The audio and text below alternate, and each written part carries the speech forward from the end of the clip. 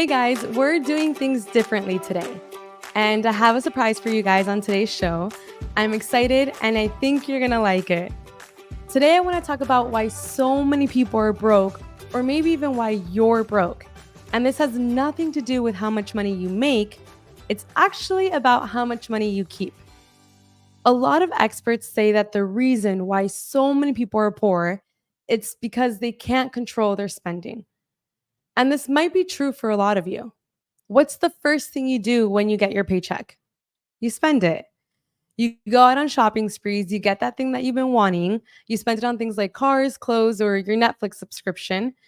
And what a lot of people would recommend to stop this financial destruction, no matter how uncomfortable it is to live below your means. On the surface, it makes sense. You shouldn't outspend your income on things like liabilities. That's a core philosophy of Rich Dad. I'm your host, Alexandra Gonzalez-Ganoza, and this is where your financial freedom begins. Today, we're going to stop the habits that are keeping you broke. And like I said, we're doing things different today. There's a lot of advice out there, some good, some bad, and some really bad that you need to stay away from. And I want to dissect some of the advice of the gurus out there that you guys might follow and highlight the differences from the philosophies of the Rich Dad Company and our approach to finances.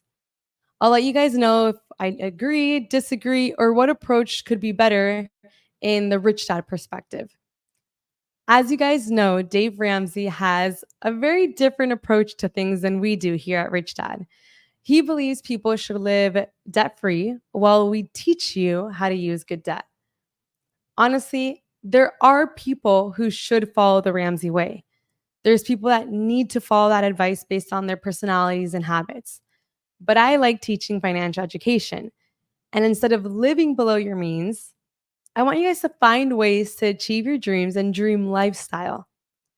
So here comes the surprise. We're going to watch or listen, wherever you're watching or listening from, to a clip where Rachel Cruz from the Dave Ramsey Show is taking calls and she's giving people advice on how to get out of debt.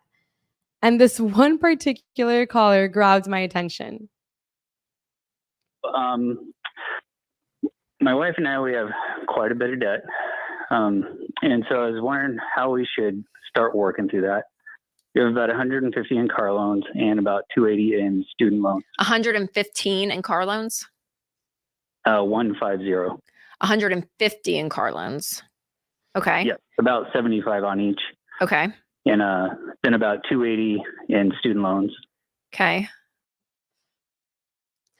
Adam has 150,000 in car loans, 280,000 in student loans, and he and his wife bring home 330,000 in income.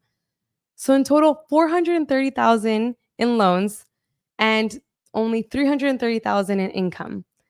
He then asks about pulling money from his home equity. So when I called in with the screener, I said we have quite a bit in home equity.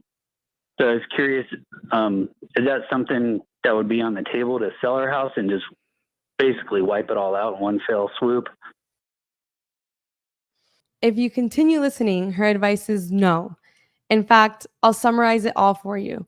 Her advice is to sell the cars, pay off the debt in 1 year, and boom, problem solved. But then Adam makes a statement, and this is what made me pause and want to make this video and share it with you guys. Yeah, I agree. And personally, I've been looking at ways to maybe even increase our income. You can't. I just think y'all freaking need to cut your lifestyle. You can't be just. So in case you missed it, Adam makes the suggestion to increase his income. And Rachel shoots back because she's clearly in shock, almost glossing over what Adam just suggested and says, "You can, I just think you need to freaking cut your lifestyle for a year." And this is where I asked myself, but then what? What does this caller learn? Nothing, because she told him exactly what to do: to sell his car, pay off his debts, and live a life below his means and sacrifice. And he and his wife will live happily ever after. which is going to be really difficult for them because they work really hard and then they can't enjoy any of it, which clearly they like nice things and they like to do nice things. And this is where the rich dad philosophy differs from the live below your means, live debt free, sacrifice experts out there. And I also want to take a second to go on a side tangent here and address advice culture. I see a lot of comments on our videos all the time, but Robert didn't teach me how to buy a house, or you didn't tell me what I should invest in. That's because we don't believe in giving advice. We believe in education.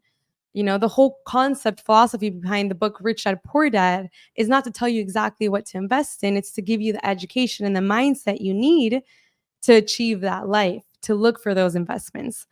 And the answer to any advice question will always be, how educated are you? Second, the idea of live below your means is a scam. How sustainable is that really long term? What happens when you want to retire or when you get sick? That's why only poor people live below their means and they get stuck in this vicious cycle. Because then any minor inconvenience, like a car repair, is an unexpected expense that they didn't calculate in their live below their means budget. And then they get trapped into bad debt trying to pay these expenses off. The rich don't live below their means. Instead, they expand their means. Live below your means is a poor mindset because it teaches you how to think too narrowly. Rather than, teaching you to be creative and making more money, it teaches you to be strict in what you spend your money on. And no one likes auditing their accounts and searching for the things you can live without so you can afford something else. It's awful. So you start to deprive yourself of the little things that give you joy on a daily basis. And I'm not saying to get yourself, lavish jewelry every week or buy a Ferrari right away. But, if I can get to enjoy my cup of coffee every morning, I'm going to find ways to expand my means and afford that cup of coffee. That's my motivation to increase my financial education, to increase my income, and to increase my assets that will pay for my liabilities and my lifestyle. That way I can go from purchasing things that make me happy every day, like my cappuccino, to eventually my dream Porsche car through the assets I've acquired. But that takes discipline. And if you don't have that, then you should live below your means. But I also know that our listeners and everyone listening to us has an abundance mindset. And guys, from experience, the wealthy people I know get mentored from and travel with, they don't worry about living below their means. And that's not to say they're irresponsible with their money. They care about every dollar they make and how they spend it.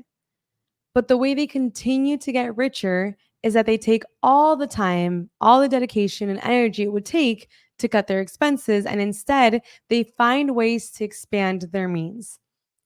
It's all about looking for what you can invest in, focusing on finding assets or a side hustle, and getting creative to create passive income. Robert once was all excited about a Ferrari he wanted to get, and he told Kim, and she was excited for him, and she was like, okay, perfect. First, show me the asset that's going to pay for the liability. That investment paid for his Ferrari. It was a storage warehouse. So that investment now still pays for his Ferrari and now continues to provide them with passive income. Ferrari's paid off. They still have passive income from the asset they acquired. All because they got creative on how to purchase this liability. But now let's think of the opposite. The live below your means life. You're never going to add any assets. You're always going to be living paycheck to paycheck. And you get comfortable and complacent. And you're never going to break free from the chain of cutting costs and budgeting to afford the simple pleasures in life that you deserve. Instead, you're going to be stuck hoping your income will increase courtesy of your employer. End of the quarter evaluation comes, and you're going to be hoping, oh, I hope I get a raise this year. And it still won't be enough because with a higher income comes a higher acquired taste in things that you enjoy doing. Higher taxes come along with it, and also inflation. And just like we saw in Adam's case, that he was the richest broke person, he still wasn't able to break free from the chain no matter how much income he was making, because he got a raise and wanted nicer things and was solely relying on his paycheck. The good news is that you don't have to be Adam. You don't have to live in a poor state of mind. You can start today. Anyone can begin to shift from a live below your means mindset to an expand your means one. And if you want to think like rich dad instead of poor dad, simply begin by asking, how can I afford that? Rather than saying, I can't afford that. With that thought process, you'll go from a poor mindset to a rich one. And if you're prepared, you might even find an opportunity along the way. Let me know if you guys like this kind of reaction video, and we will do some more. If you see a video that you want my perspective on, or the perspective of what would Rich Dad do, leave it in the comments and we'll include it in a future show. Thank you guys so much for watching. Give this podcast a 5-star review. Leave a comment. Leave us your feedback, and I'll see you guys in the next episode. This podcast is a presentation of Rich Dad Media Network.